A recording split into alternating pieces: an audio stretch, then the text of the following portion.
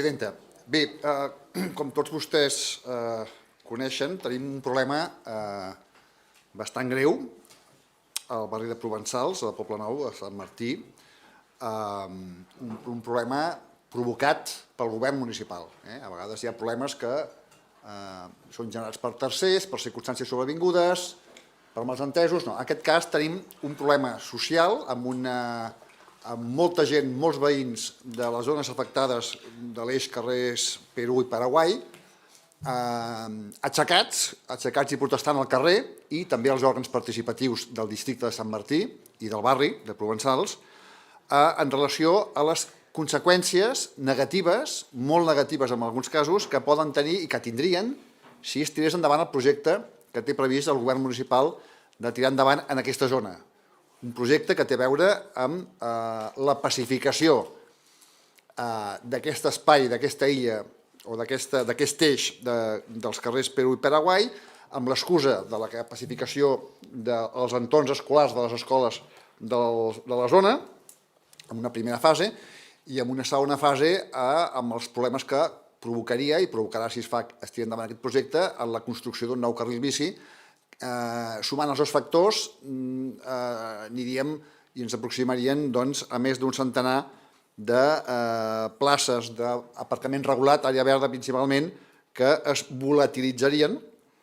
en una zona ja castigada prèviament per moviments i per projectes que afecten a la mobilitat a la zona de Gran Via Glòries, i que també en el futur es veuran afectats directament i indirectament pels projectes de desplegament del que seria la part nord del 22 que precisament és la part dels dos eixos, del nord i el sud, que queda principalment per desenvolupar urbanísticament. Els veïns protesten perquè el govern de manera unilateral vol tirar endavant aquest projecte. I el diàleg que hi ha hagut fins ara, perquè n'hi ha hagut, però aquest diàleg ha estat molt poc fructífer, fins al punt que els veïns diuen que no volen permetre que es tiri endavant aquest projecte, es seguiran mobilitzant al carrer, i el que demana és una cosa que demana tot ciutadà o tota organització que es veu, diguem-ne, afectada per un projecte de la naturalesa que sigui, que són alternatives. Sempre parlem que hi ha plans, projectes, programes que s'han de tirar endavant sí o sí, amb el màxim consens i diàleg, evidentment, però que al final, si hi ha uns perjudicis, aquests perjudicis, si més no, en part, parcialment, s'han de compensar amb alternatives. A la gent el que no li pots dir és, a partir de demà no tindràs el que tens en aquests moments, siguin places d'aparcament, siguin capacitats de mobilitat, siguin serveis, siguin prestacions, sigui el que sigui. A la gent, un govern responsable, li ha de donar alternatives, un calendari d'aplicació progressiu, si pot ser, d'aquestes actuacions, i com a mínim un diàleg franc que serveixi per arribar a consensos. Hi ha projectes que neixen malament, i aquest creiem honestament que és un d'ells. No ens posarem amb qui és el responsable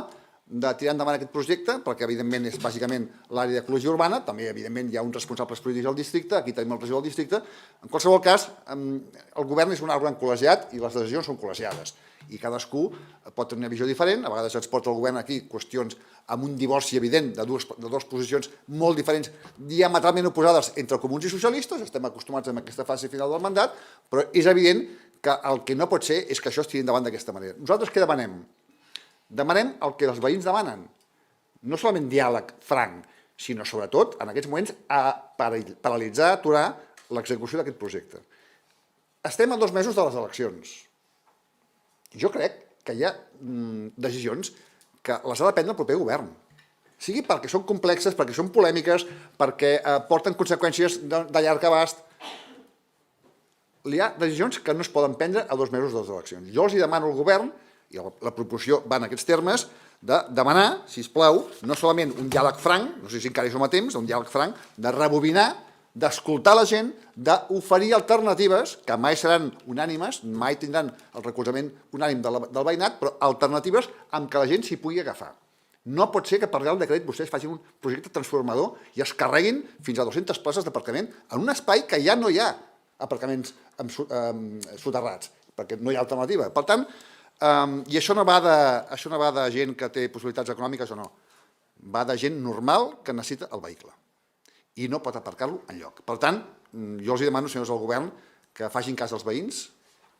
i aturin aquest projecte de transformació urbanística que té greus conseqüències sobre la mobilitat i la qualitat de vida de molta gent i de moltes famílies.